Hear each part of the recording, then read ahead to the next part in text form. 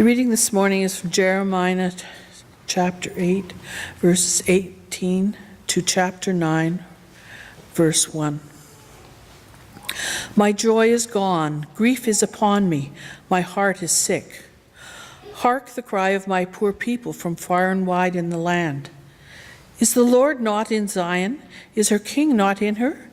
Why have they provoked me to anger with their images, with their foreign idols? The harvest is past, the summer is ended, and we are not saved. For the hurt of my poor people I am hurt. I mourn, and dismay has taken hold of me. Is there no balm in Gilead? Is there no physician there? Why then has the health of my poor people not been restored? Oh, that my head were a spring of water, and my eyes a fountain of tears, so that I might weep day and night for the slain of my poor people. Well, our fall theme, as I've said, is the audacity of hope. And yet these readings from Jeremiah seem anything but hopeful. Today's reading is mostly about the sorrow of hope as yet unrealized. Jeremiah is sometimes called the weeping prophet, exactly because of today's reading and some others that are like it. But even this reading contains a word of hope, and it's a particularly daring hope, an audacious hope. But before I talk about hope, I want to talk about yeast. Good old yeast. We know what yeast does. Everybody knows about yeast. We use it to do something we can't do. We use it to rise our bread, to keep our cakes from falling, we hope, and to do that magical thing that only yeast can do. So I thought I would do a little experiment here for you, just to show you, just in case you haven't ever seen that before. So I brought some yeast from home. This is bread machine yeast, so I don't know how well it'll work, but we'll put some in a glass of warm water. Just ignore my microphone. Throw in a bunch of sugar, and I hope something wonderful will happen. But nothing is. What have I done wrong? What should I do? Wait.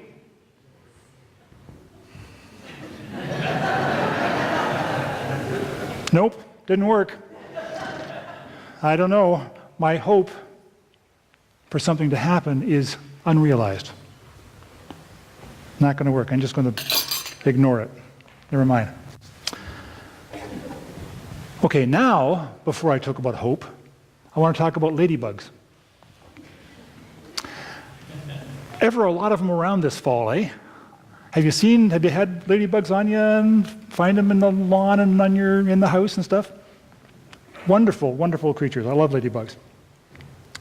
Of course, etymologically, correctly, they are beetles, not bugs, but I call them ladybugs because everybody else does. They're harmless insects. The main part of their diet is aphids, which are not harmless insects, and so they're good for the garden, and they're good for the soul, I think.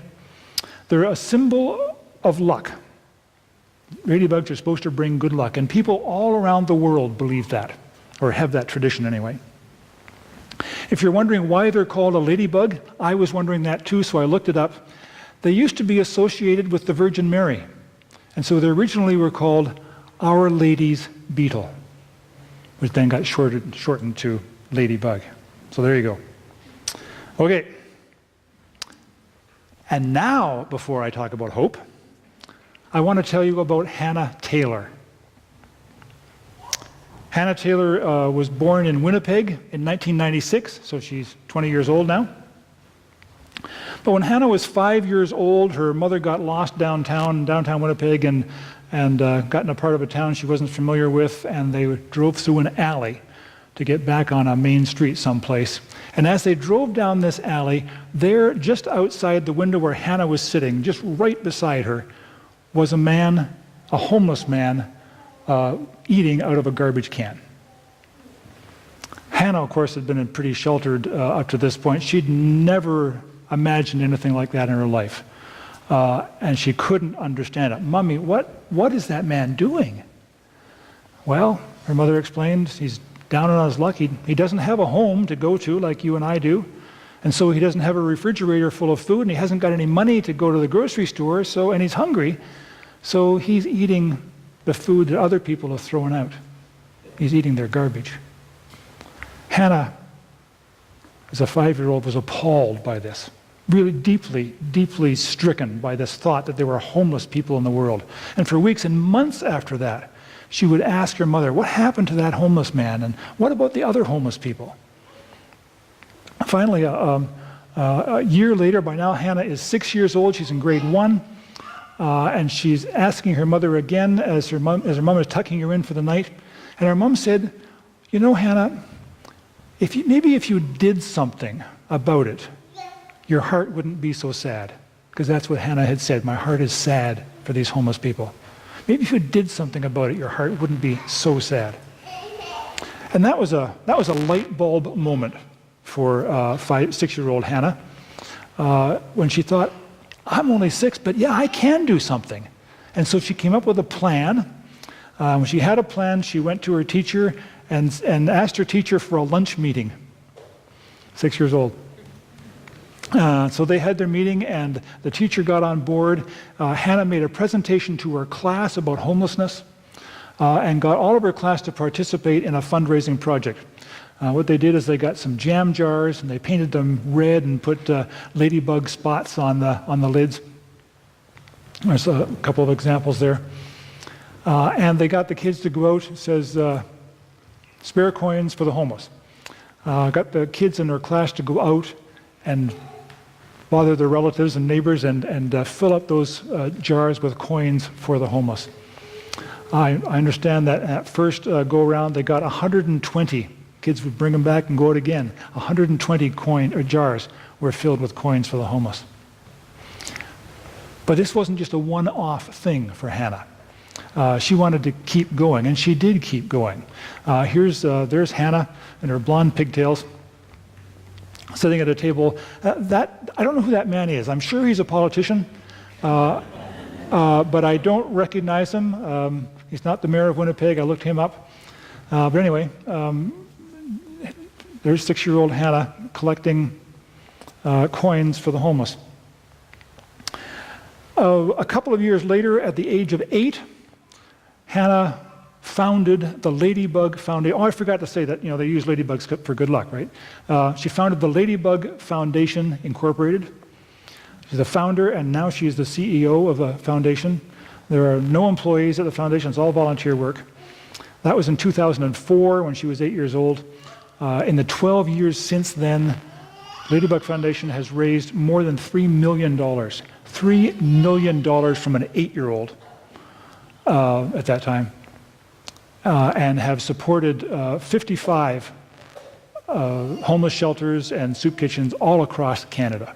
And that work continues. Hannah has told the story of her 5-year-old self and that experience hundreds of times now at hundreds of events all over the place. She's given a TED Talk. She has spoken at We Day events with the Kielburger brothers. The Kiel brothers, I call them. She's met with premiers and with prime ministers plural. And here she is with Governor General David Johnston. Now she's a young teen in that photo. But Hannah doesn't just give speeches and write checks. She also volunteers in homeless shelters. She tells the story of working in a Toronto homeless shelter. And on a day when there were lots of kids there. And so she spent the whole afternoon just playing with these kids. And as she was ready to go and making ready to go, one of the little girls who had been very shy, very withdrawn, who hadn't spoken a word all afternoon, ran up and gave her a hug and said, I didn't think anybody loved me, but now I know you love me. That's the kind of thing that keep you going for a long time, wouldn't it, eh? At age 10, we're just backing up here a bit, at age 10, Hannah became a published author. She wrote and published Ruby's Hope. There it is, by Hannah Taylor. And it's that story of her as a 5-year-old, except it's told through the eyes of a ladybug who lives in Bugville and who looks out the school bus and sees a homeless man eating a garbage can and gets her school involved and finally gets all of Bugville. She writes in the book, every buggy in Bugville gets involved, and the happy ending is they put an end to homelessness in Buggyville. You can see in the next the illustration from the book that everybody's helping the homeless people. That began another project for the Ladybug Foundation, which is an educational resource, a kindergarten to grade 12 educational resource that is available to schools all across the country. Ruby's Hope begins like this. This is by 10-year-old Hannah Taylor. Once there was a little ladybug. How wonderfully happy was she. She had a house, a family, and her best friend, Bonnie Bumblebee. Oh yes, Ruby was a very lucky ladybug. And the story, after the happy ending, ends like this. So Ruby carried on with a heart full of love, wings dusted with hope, and knowing that kindness can and will change the world. Oh yes, Ruby was a very lucky ladybug. Now Hannah is 20 years old. She's just gorgeous, isn't she? Man, good-looking young woman. I think her beauty is far more than skin deep, though. Hannah doesn't have quite so much time for her foundation work these days. She's in her second year at McGill University, so her studies are taking a lot of her time. She's majoring in international development, and her goal is to become a lawyer and do human rights work. People spend their lives trying to find their passion, says Hannah. I got lucky and found mine when I was 5. Now remember that Hannah hasn't solved homelessness. She may never solve homelessness. But she's done something about it, and just like her mother suggested, her heart isn't so sad anymore. She still can't understand why we allow homelessness to exist in this country. She still can't understand why we turn away from the homeless. Don't be afraid of the homeless, she says. Be afraid of not caring. And the thing I wish people would realize is to love those who are homeless like family. You would never let your mom or your brother eat out of a dumpster or sleep out on the street. Now, Hannah's hopes are not yet realized. She knows what it means when Jeremiah says, "For the hurt of my poor people, I am hurt." I'm sure we all know the hurt of hopes as yet unrealized.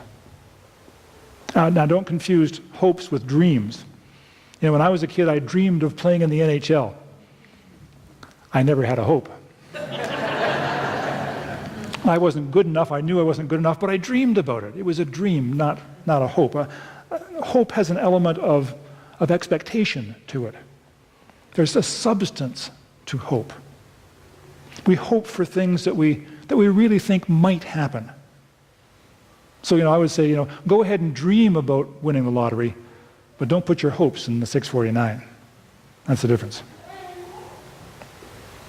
A young couple hopes to have children, but when the years pass without a pregnancy, the result of hope unrealized begins to tear away at their marriage.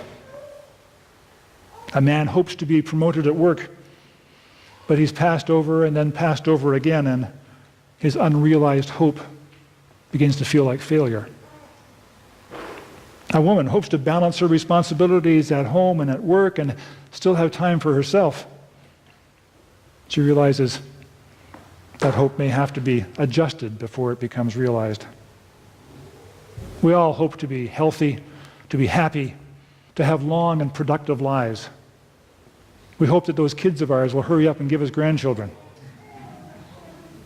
But it doesn't always work out that way. And when it doesn't, we could say with Jeremiah, "Dismay has taken hold of me. Oh, that my head were a spring of water and my eyes fountains of tears, so that I might weep day and night." What a powerful image that is, man. But wait a minute, though. Is that really Jeremiah speaking? Many theologians, and I include myself in their number, think that in this passage, Jeremiah is not speaking for himself, but he is prophesying. He is speaking for God in this passage. It is God whose heart is sad, just like little Hannah Taylor. It is God who hurts for the poor people, God who weeps a fountain of tears. It's been said that everything works out in the end. And if it hasn't worked out, that just means that it's not the end yet. I don't know if that's true.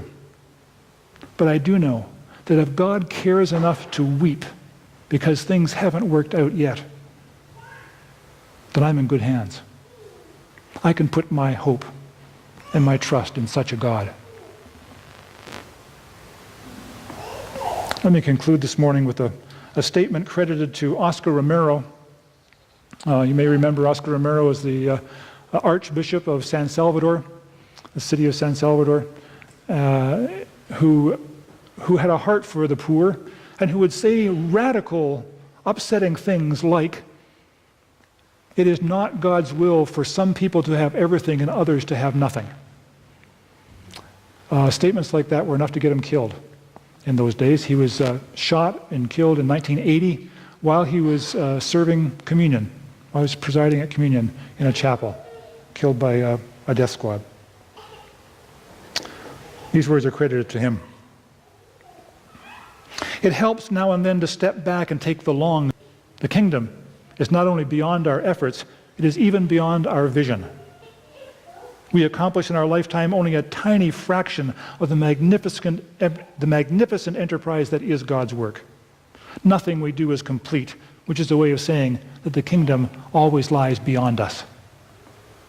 No statement says all that could be said, no prayer fully expresses our faith, no confession brings perfection, no pastoral visit brings wholeness. No program accomplishes the church's mission, no set of goals and objectives includes everything. This is what we are about. We plant the seeds that one day will grow. We water seeds already planted, knowing that they hold future promise. We lay foundations that will need further development. We provide yeast that produces far beyond our capabilities. Yeast! Look, something happened. Look, it worked. We provide yeast that produces far beyond our capabilities. My hopes have been realized. Yeast. He continues, we cannot do everything. And there is a sense of liberation in realizing that. This enables us to do something and to do it well.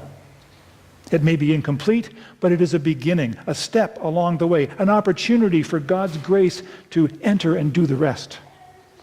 We may never see the end results, but that is the difference between the master builder and the worker. We are workers, not master builders. Ministers, not messiahs.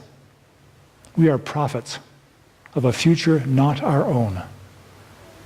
And thanks be to God for that. As we go from that place, may that be our blessing, strength for today, and great hope for tomorrow. As you go now, may you go in peace, and may the grace of our Lord Jesus Christ go with each one of you this day and evermore. Amen.